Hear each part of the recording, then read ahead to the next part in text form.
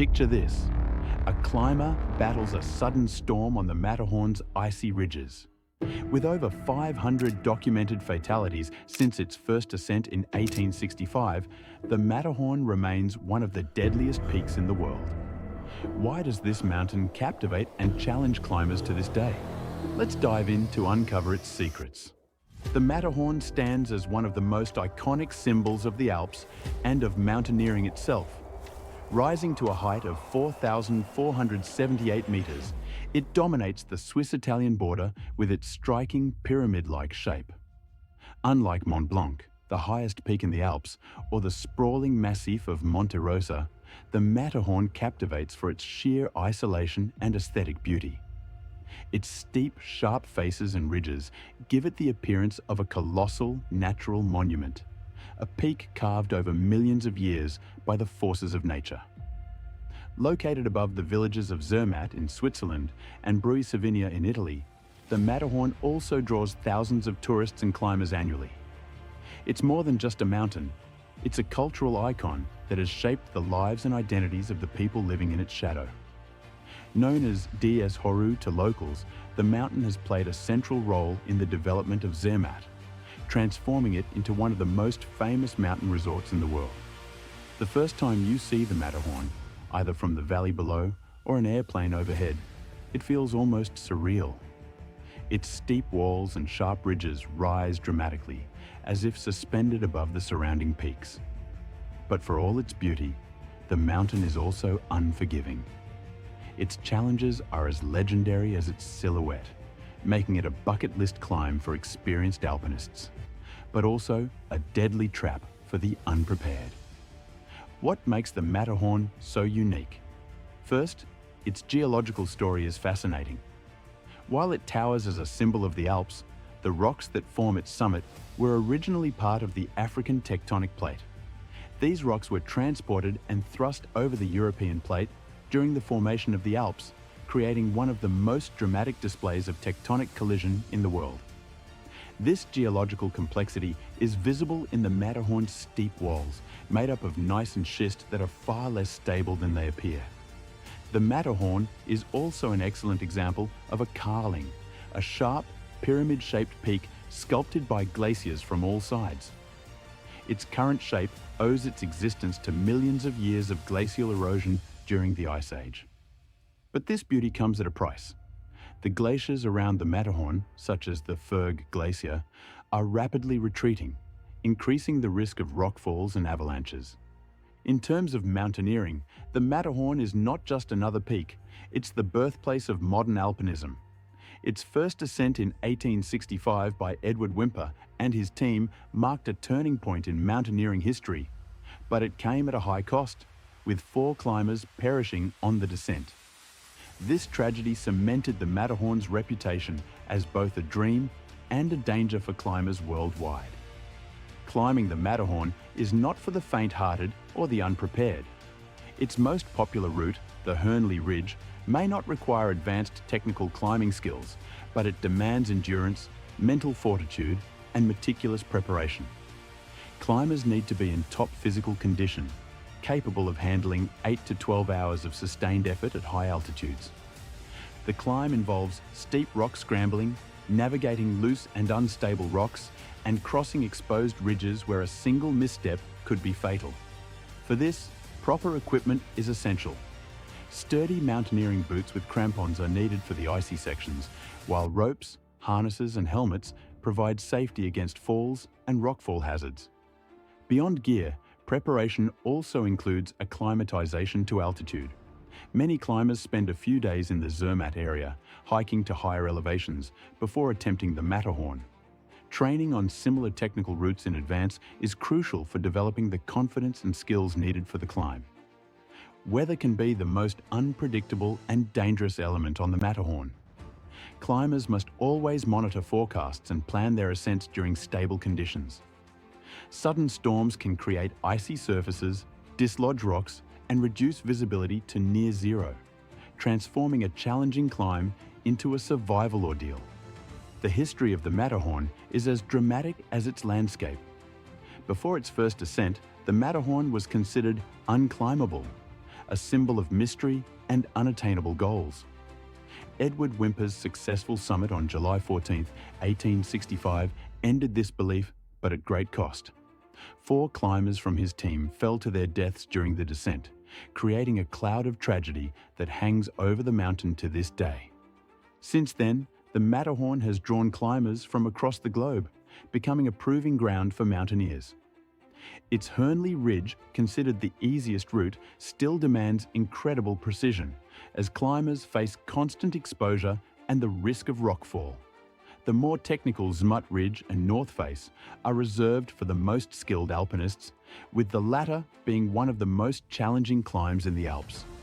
The mountain's dangers are exacerbated by human factors.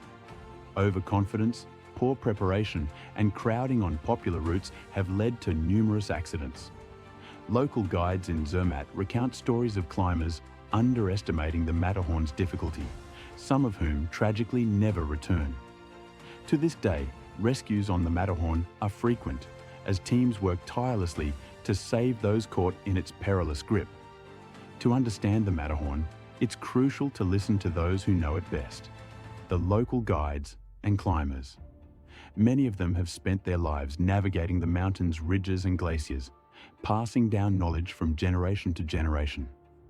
Guides emphasize that the Matterhorn is not just a climb, it's a relationship with the mountain. They stress the importance of respecting its power and unpredictability. The best climbing season, they explain, is from July to September, when weather conditions are most stable. Even then, no day on the Matterhorn is without risks. Rockfalls, triggered by melting permafrost, are becoming increasingly frequent due to climate change. These guides also point out the changing face of mountaineering tourism.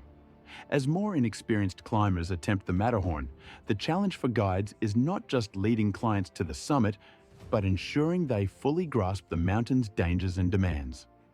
The Matterhorn is a striking example of the effects of climate change on high-altitude environments.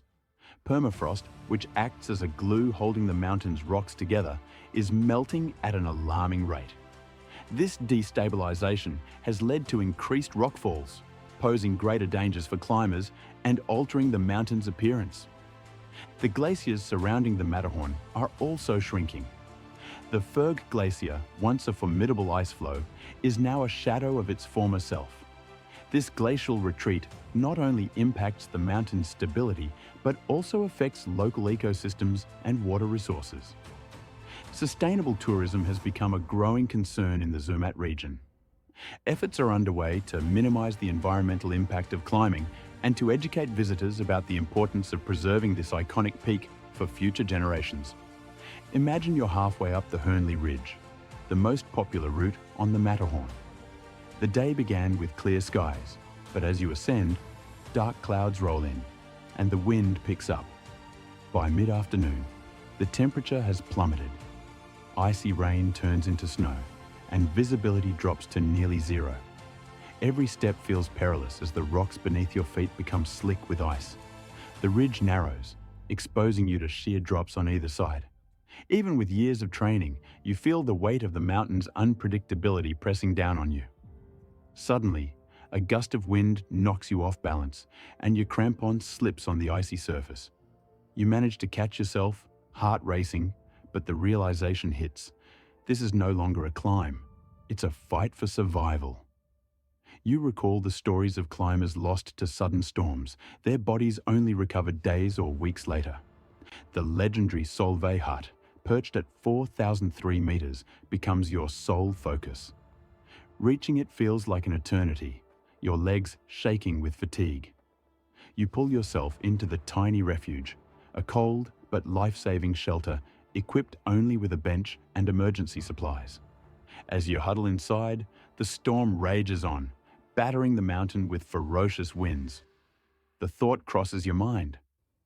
What if I didn't make it here in time? This harrowing moment becomes a profound reminder of the Matterhorn's untamed power. For many climbers, this is the turning point, the moment they realize that summiting is not worth risking their life. As the storm clears, some choose to descend rather than continue to the summit, understanding that survival, not conquest, is the ultimate goal. After surviving an ordeal like this, climbers often speak of a newfound respect for nature's raw power. For those who make it down safely, the descent can feel just as challenging as the climb. The loose rocks and icy paths remain treacherous, and the relief of reaching lower altitudes is tempered by the knowledge that many accidents happen on the way down. Once back in Zermatt, climbers often reflect on their journey, replaying every decision made along the way. Some express gratitude for their guides, whose expertise and calm demeanour saved their lives. Others vow never to underestimate the mountains again, realising the fine line between adventure and recklessness. One common theme emerges: humility. Surviving the Matterhorn often leaves climbers with a deeper understanding of their limitations and a respect for the elements.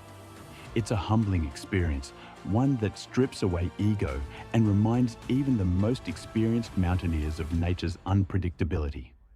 For many, the Matterhorn becomes a symbol of resilience and growth. The physical and mental demands of the climb push them to their limits, but it's the lessons learned about preparation, teamwork, and decision-making that stick with them. Some climbers use these lessons to approach future challenges with more caution and wisdom, while others feel a renewed sense of gratitude for life itself. The Matterhorn is more than just a mountain. It's a test of character, endurance, and respect for the natural world. Its beauty, both awe-inspiring and deceptive, draws climbers from across the globe. But its dangers remind us that not all peaks are meant to be conquered lightly. The mountain demands preparation, skill, and respect. And even with these, it offers no guarantees. For those who succeed, the rewards are immeasurable. Standing on the summit, overlooking the Swiss and Italian Alps, feels like touching the edge of the world. The sense of accomplishment is profound, but for many climbers, the experience is bittersweet. The mountain's challenges and near misses are sobering reminders of its peril. The Matterhorn's story doesn't end at its summit. Its slopes continue to evolve, shaped by the forces of climate change and human interaction. Rockfalls and melting permafrost are transforming its ridges, while growing tourism places new pressures on the mountain's ecosystem. For locals and climbers alike, preserving the Matterhorn's legacy requires a commitment to sustainable practices and a deep respect for its fragility. Ultimately, the Matterhorn teaches us about balance between ambition and caution, between human ingenuity and nature's power. It reminds us that some challenges are worth pursuing, not for glory, but for the lessons they impart. Whether you summit or turn back, the journey up the Matterhorn leaves an indelible mark, one that stays with climbers long after they've returned to the safety of the valley below. What do you think about climbing the Matterhorn? Share your thoughts or experiences in the comments. And if you're planning your next adventure, check out our video on essential mountaineering safety tips. Don't forget to like, subscribe, and join us for more thrilling stories of the world's most iconic peaks.